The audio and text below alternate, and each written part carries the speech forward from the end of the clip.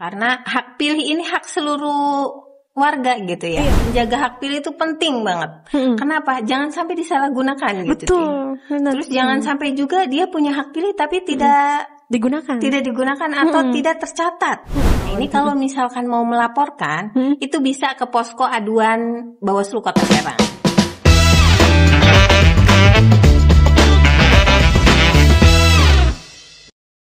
Assalamualaikum warahmatullahi wabarakatuh. Salam sejahtera untuk kita semua. Hai Batur Cerita, apa kabar hari ini? Semoga semuanya dalam keadaan sehat, selalu semangat, dan terus positif dalam menjalankan aktivitas sehari ini ya. Ketemu lagi dengan Iko di podcast CWS Cerita Wong Serang, Ruang Cerita Sedanten, dari Jalan Jenderal Sudirman nomor 25, Diskominfo Kota Serang. Batur Cerita, hari ini kita akan mengulik ya, di tahun 2024 yang lalu kita sudah menjalankan pesta demokrasi, yaitu pemilu dan pilkada serentak.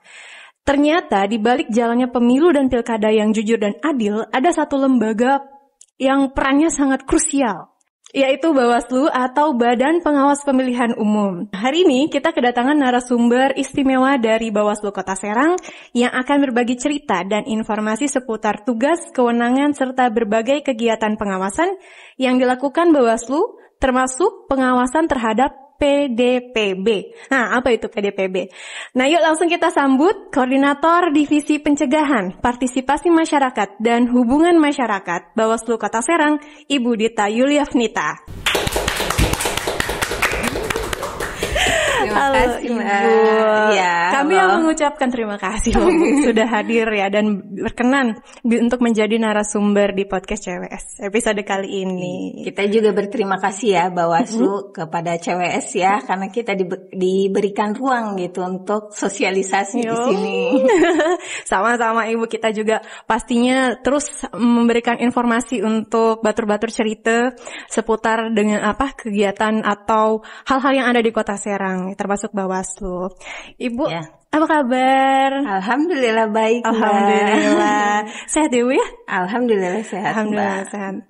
Lagi sibuk apa nih Bu? Kalau sekarang sibuk apa ya? Sibuk ngawasin. Tetap sibuk ngawasin ya. Sibuk ngawasin. Karena namanya juga badan pengawas ya, harus tetap ngawasin. Terus ya diawasin terus. Walaupun pemilu udah berakhir tapi tetap diawasin ya Bu? Tetap diawasin karena Bawaslu itu bukan hanya saat pemilu dan pemilihan saja, tapi setelahnya pun tetap gitu tuh. Kita melakukan pengawasan, evaluasi gitu. Oh gitu. Kira-kira apa ya yang diawasin sama Bawaslu? Nanti kita ulik ya, Batur Cerita. Oke Bu, intermezzo ya Bu ya. Kan biasanya menjelang pemilu itu atau ketika masa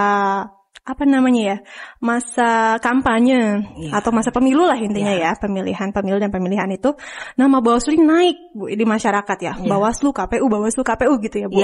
Nah, tapi mungkin ada beberapa masyarakat yang belum paham emang Bawaslu tugasnya ngapain gitu Bu. Boleh nggak diceritain Bu, ini tugas Bawaslu, tugas dan kewenangan Bawaslu itu seperti apa? Oke, baik Mbak, terima kasih ya pertanyaannya. Memang untuk Bawaslu sendiri, kalau untuk KPU kan memang dia sudah sudah terkenal gitu, karena memang dia penyelenggaranya.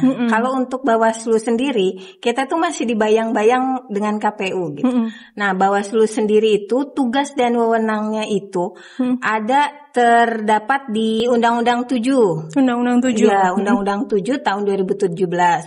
Nah, itu Undang-Undang Pemilu. Undang-Undang Pemilu. Nah, tugas dan wewenangnya itu ada di kalau Undang-Undang 7 di pasal 93 dan 94. Lalu ada juga nih Undang-Undang Pemilihan. Jadi beda pemilu dan pemilihan. Oh gitu. Jadi ada dua undang-undangnya. Kalau untuk pemilihan itu tahun nomor 10 tahun 2016. Nah, itu tugas dan wewenangnya itu di pasal 101 sama 102. Oke. Nah, pertama tugasnya itu mengawasi setiap tahapan. Mengawasi setiap tahapan. Jadi bunyinya sama, tapi beda undang-undang. Oh gitu. Iya. Mengawasi setiap tahapan. Yang pertama, dari tahapan pencalonan, daftar pemilih, sampai ke pelantikan calon terpilih. Nah, lalu yang kedua, itu melakukan pencegahan. Pencegahan? Ya, pencegahan pelanggaran yang akan terjadi di setiap tahapan.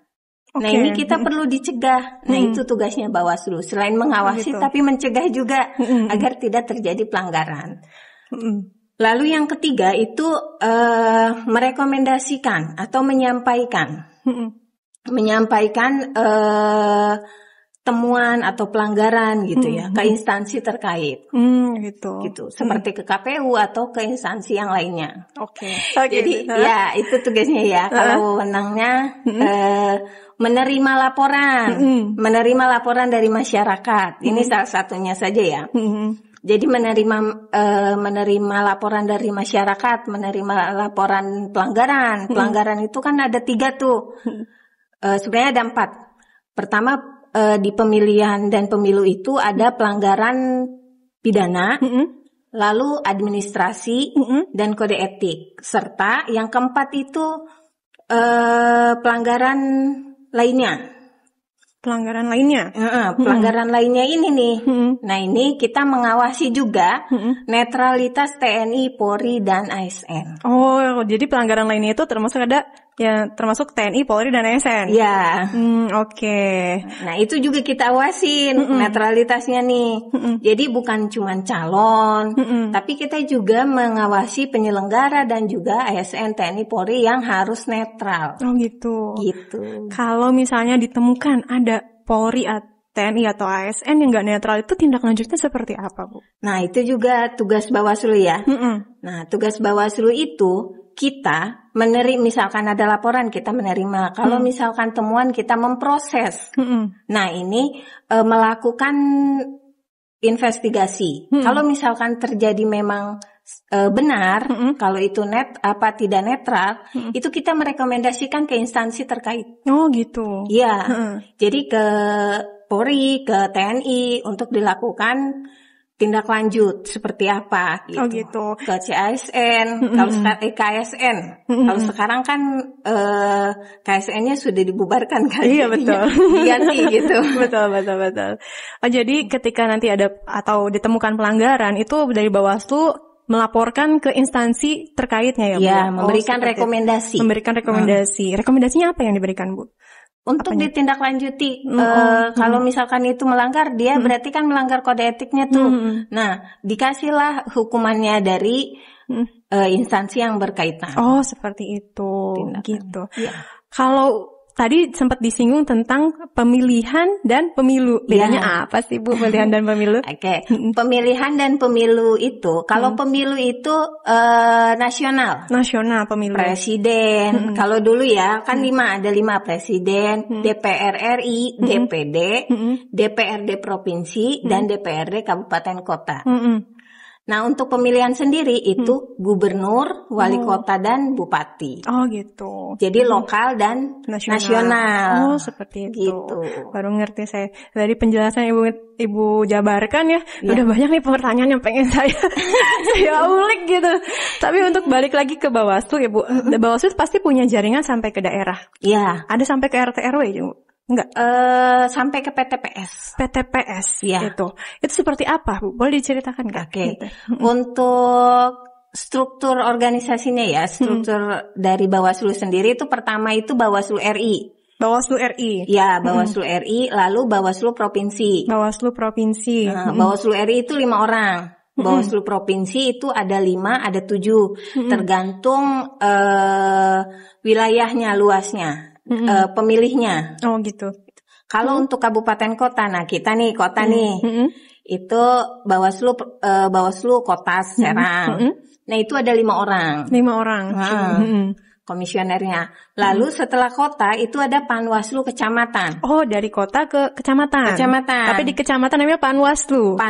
Kenapa? Karena mereka bukan tetap, tapi ad hoc. Jadi dibentuk saat pemilu dan pemilihan saja. Oh, seperti itu. 2 tahun, 24 bulan. Oh, gitu. Setelah itu?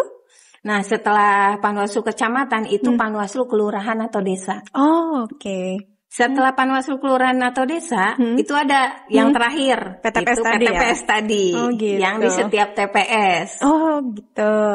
Oke. Kalau kita ingat balik lagi ke pemilihan kemarin, wali kota dan wakil wali kota kemarin itu, ada nggak temuan dari pelanggaran yang Oke. ditangani itu? Untuk wali kota pemilihan kemarin ya, Iya. wali kota kemarin itu ada laporan, ada temuan juga. Apa tuh Bu temuannya?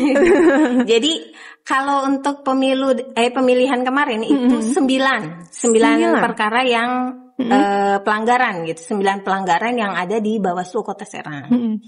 Yang saya ceritakan ya. 4 pelanggaran itu pelanggaran pidana. Pelanggaran pidana? Iya. Lalu yang keempat lagi itu pelanggaran administrasi. Pelanggaran pidana dan pelanggaran administrasi. Satu lagi. Nah, satu lagi itu pelanggaran lainnya. Lainnya tadi. Ya, Oh. ASN. Kalau pidana itu kemarin money politik. Walah. Dan juga ada yang kampanye diduga ya. Diduga ternyata tidak terbukti gitu tuh. Maksudnya gimana? Jadi kan ada laporan nih, melaporkan kalau ada tindak pidana money politik dan juga ada kampanye di rumah ibadah gitu. Oh, tapi saat kita telusuri tidak terbukti. Gitu. Jadi totalnya ada 9 pelanggaran, 4 pidana, 4 administrasi dan 1 pelanggaran lainnya. Pelanggaran lainnya boleh nggak diceritain? Kalau untuk pelanggaran lainnya yaitu ASN. Oh, ASN yang tidak netral. Oh, gitu. seperti itu. Harus tetap netral ya Bu ya. Iya. Memang sudah diperintahkan ASN TN Flora itu harus netral ya Bu. Iya. Tadi di awal kan sempat disinggung ya Bu, ada namanya PDPB. Iya. Nah, itu apa sih Bu PDPB? Oke. PDPB ya, pemutakhiran data pemilih berkelanjutan. Oke. Ya. Nah, ini berkelanjutan karena non tahapan ya. Jadi kalau tahapan itu adanya DPT, daftar pemilih tetap. Terus ada juga DPTB, daftar pemilih tambahan. Oh, gitu. Iya. Lalu ada juga DPK, daftar pemilih khusus. Nah, khusus ini jadi dia sudah memiliki KTP tapi belum terdaftar. Oh, gitu. Ya. Tapi kalau DPB sekarang kan kita sedang mengawasi DPB, data pemilih berkelanjutan. Jadi dari data yang kemarin itu berkelanjutan lah sekarang, dimutakhirkan. Oh, gitu. Hasil pengawasan Bawaslu terhadap PDPB ini apa ya Bu? Kemarin kita sudah mengawasi ya PDPB ini, sudah melakukan pengawasan coktas dan uji petik. Uji petik. Ya. Nah itu hasilnya ada beberapa temuan yang kita temukan. Seperti apa temuannya Bu? Jadi menarik ya sebenarnya. Ini kan data dari KPU dari pusat gitu ya. Terus diturunkan ke kabupaten kota. Lalu kita mutakhirkan.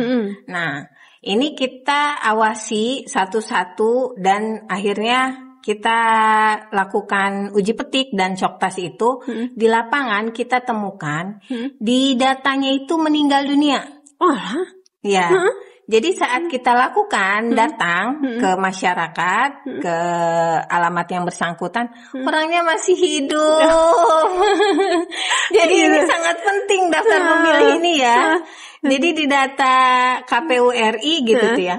Itu dia meninggal, tapi saat kita lakukan uji petik, coktas, itu ternyata orangnya masih hidup. Nah ini kan bahaya ya, dia menghilangkan hak pilih. Jadi betul. Akhirnya dimasukkan lagi. Oh seperti itu. Iya. Tapi kenapa ya Bu, kasus bisa sampai ada seperti itu gitu kasusnya? Apakah emang itu ada sistem error atau seperti apa gitu? Nah biasanya? Itu, jadi kita juga kurang tahu ya gimana mereka bisa dapat data informasi ini, tapi ini bersumbernya. Jadi data KPU ini ada 3 sumber data kematian. Yang pertama Dukcapil, yang kedua dari BPJS, dan juga dari BPS. Nah kemarin itu yang meninggal ternyata pas didatengin masih hidup. Itu datanya dari BPS dan BPJS. Jadi kita lakukan uji petik, ternyata dia masih hidup, ya bikin surat keterangan kalau masih hidup, akhirnya jadilah masuk ke daftar pemilih. Oh seperti itu. Oke. Tadi Ibu sempat jelasin adanya keterkaitan antara Dukcapil, BPJS sama BPS. Ya. Kalau Bawaslu sendiri koordinasinya dengan siapa aja sih, Bu? Nah, ya. Ini koordinasi ini sangat penting ya, di baik itu saat tahapan ataupun non tahapan gitu. Kan ada yang beranggapan mungkin saat tahapan saja nih Bawaslu datang-datangin ke instansi-instansi yang lain gitu. Enggak, kita di non tahapan ini pun kita koordinasi ya. Oke. Selain terkait DPB ini, daftar pemilih berkelanjutan ini, kita sudah berkoordinasi dengan Dukcapil. KPU udah pasti ya, ini karena udah saling berkaitan gitu tuh. Terus juga ke kampus, ke sekolah, ke Diskominfo pun ya untuk sosialisasi, terus ke kecamatan, ke kelurahan, itu sudah kita lakukan. Oke. Jadi memang banyak instansi dan lembaga yang melakukan koordinasi dengan Bawaslu ya. Emang udah penting banget Bawaslu ini ke depannya karena memang melakukan pengawasan supaya nanti pemilu itu masyarakat ketika pemilu datang hak pilihnya memang ada gitu ya, Bun. Oke. Kalau dengan KPU Kota sendiri nih Bawaslu koordinasinya seperti apa sih, Bu? Ya, untuk KPU Kota sendiri ya, ini sudah kayak saudara kembar. Iya, Bawaslu. Jadi memang harus KPU karena kita benar-benar berkaitan gitu. Nah, ini harus selalu koordinasi. Jadi itu setiap tahapan DPB ini kita selalu koordinasi terus dari triwulan pertama sampai kemarin. Dan nanti juga sampai Desember kita selalu koordinasi. Oke. Setiap temuan yang kita temukan itu langsung ditangani oleh KPU sendiri. Kita berkoordinasi, ini loh temuannya kita, bla bla bla gitu. Di sini. Nah, itu langsung dieksekusi sama KPU-nya juga. Tapi sebelum KPU mengeksekusi, dia juga memeriksa. Benar nggak bukti dukungnya gitu, sesuai tidak. Nah, ini kan berarti efektif banget kan kalau misalkan kita memeriksa data pemilih ini. Oke, emang kalau nggak diawasin ya susah ya Bu nanti kena. Emang pengawasan ini sangat perlu banget dan efektif ya untuk memvalidasi data pemilih. Jadi dari pasti ada yang kayak pemilih pemula itu ya Bu ya. Terus juga ada yang pindah domisili. Nah, kalau dari masyarakat sendiri pengen lapor gitu. Saya ini udah pindah ke sini, itu saya udah bisa nih milih gitu Bu. Itu gimana Bu kalau mau ngelaporinnya itu? Oke. Nah, ini memang perlunya kesadaran untuk masyarakat ya tentang daftar pemilih ini. Karena hak pilih ini hak seluruh warga gitu ya, yang bermula di 17 tahun. 17 tahun. Nah, ini kalau misalkan mau melaporkan, itu bisa ke posko aduan Bawaslu Kota Serang. Ada posko aduannya? Ada. Itu kita sudah menempelkan posko aduan itu di setiap kecamatan. Oh gitu. Di 6 kecamatan kita tempel. Nah, itu bisa laporan melalui call center kita. Oh gitu. Iya, kita ada call centernya. Lalu juga bisa lewat IG. Oke. Lebih cepat kalau lewat IG.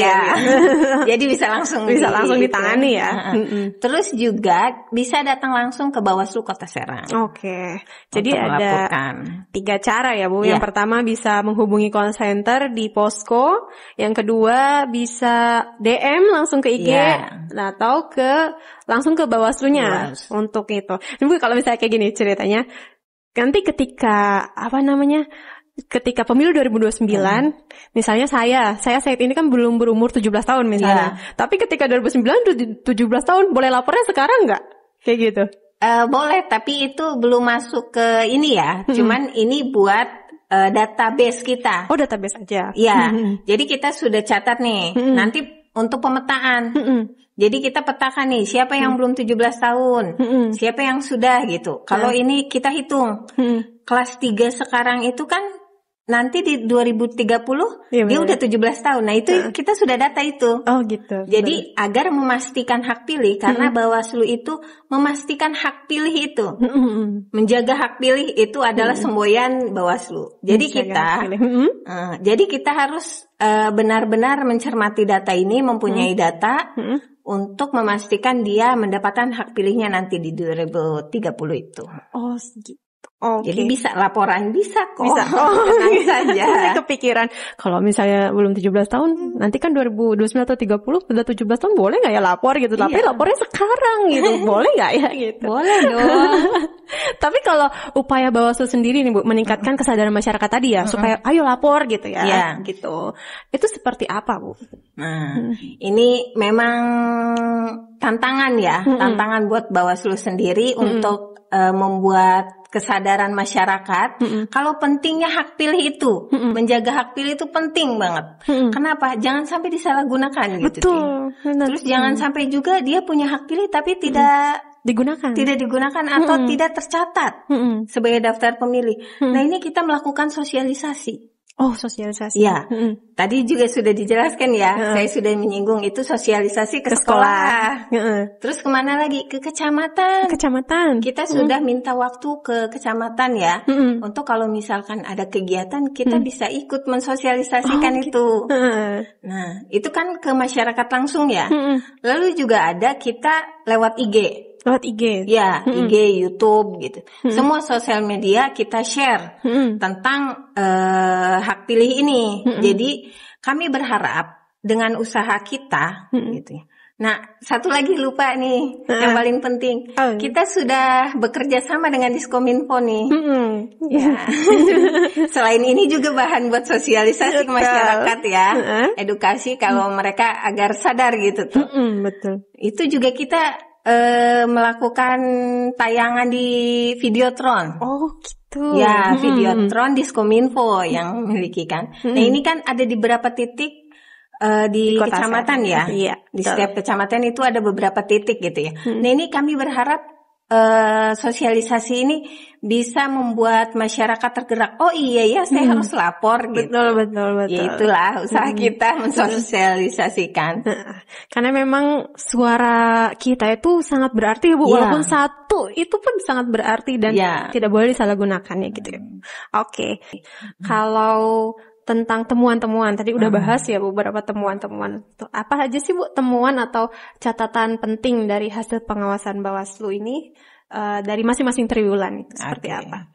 Dari masing-masing triwulan ya, temuan kita yang pertama itu ya kita sangat shock ketika menemukan ada meninggal dunia, ternyata ditemukan orangnya masih hidup gitu tuh. Itu salah satunya. Terus ada juga nih, jadi nama dia meninggal.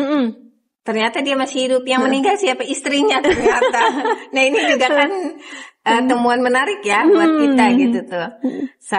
Saat uji petik. Lalu juga ada juga nih kesalahan administrasi. Kayak gimana itu Bu? Nah, itu ada yang di KTP-nya itu namanya siapa gitu ya, si Fulan. Nah, ketika dicek, dia emang ini tanggapan masyarakat ya. Jadi kok nama saya di daftar pemilih bukan ini, tapi nicknya sama, namanya berbeda gitu tuh. Saat dicek, ternyata di kesalahannya di daftar pemilihnya. Tapi kalau di data Dukcapilnya itu sama. Ada yang seperti itu. Terus ada juga yang penulisan kelurahannya yang salah. Oke. Itu data dari Dukcapil sendiri. Oh gitu. Kesalahan administrasi. Jadi harusnya kelurahan A, tapi masuknya ke kelurahan B. Oh. Padahal alamatnya di kelurahan A, gitu. Tapi masuknya ke kelurahan B. Nah, ini juga ada. Oh gitu. Terus langkah tindak lanjutnya seperti apa kalau menemukan hal-hal seperti tadi itu Bu? Ya, itu rekomendasi bentuknya kita. Jadi rekomendasi ke KPU kita rekomendasikan. Kalau ke Dukcapil juga kita rekomendasikan untuk dirubah gitu. Karena memang kalau KPU sendiri merubah tidak bisa. Karena sesuai kalau KPU itu konsepnya ya faktanya di KTP-nya seperti itu ya berarti seperti itu. Nah itu yang bisa merubah kan Dukcapil. Jadi harus Dukcapil juga bekerja sama gitu. Jadi kita rekomendasikan kedua-duanya. Oh gitu, merekomendasikan ke KPU, merekomendasikan juga ke Dukcapil. Dari Dukcapil supaya diganti gitu datanya dengan yang benar gitu. Disesuaikan. Terus terakhir nih Bu, gimana sih peran Bawaslu dalam memastikan bahwa hasil pemutakhiran data tersebut itu berdampak positif ke depannya untuk pemilu ke depannya itu gimana? Yang pertama itu akurat. akurat sesuai datanya. Terus komprehensif. Komprehensif itu mencakup semuanya. Lalu mutakhir. Datanya itu harus sesuai. Gitu. Lalu yang terakhir itu valid sesuai kenyataan, sesuai dokumen yang ada di Dukcapil. Jadi ada akurat, komprehensif, mutakhir, dan valid. Gak kerasa nih Bu, ternyata pembahasan kita tentang PDPB ini ya seru banget. Ternyata sampai ada temuan yang ternyata di ininya datanya sudah meninggal tapi masih sehat, masih hidup gitu. Atau enggak yang sudah meninggal ternyata istrinya tapi yang dimasukin malah nama suaminya gitu ya. Ternyata semenarik ini ya temuan yang ditemukan Bawaslu ketika melakukan PDPB. Oke Bu, sebelum mengakhiri podcast saya punya sertifikat. Untuk Ibu sebagai apresiasi sudah hadir di podcast CWS. Oke Bu, terima kasih.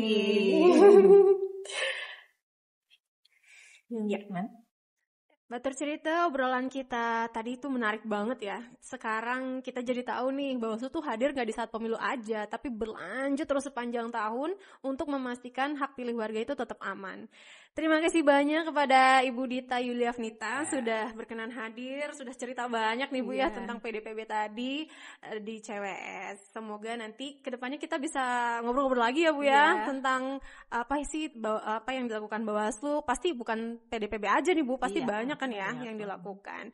Oke, semoga semakin banyak warga Kota Serang juga nih yang paham tentang pengawasan pemilu. Batur cerita, jangan lupa like, komen, dan subscribe YouTube channel Pemkot Serang. Sampai di sini dulu ya. Iko pamit, sampai ketemu di episode selanjutnya. Wassalamualaikum warahmatullahi wabarakatuh.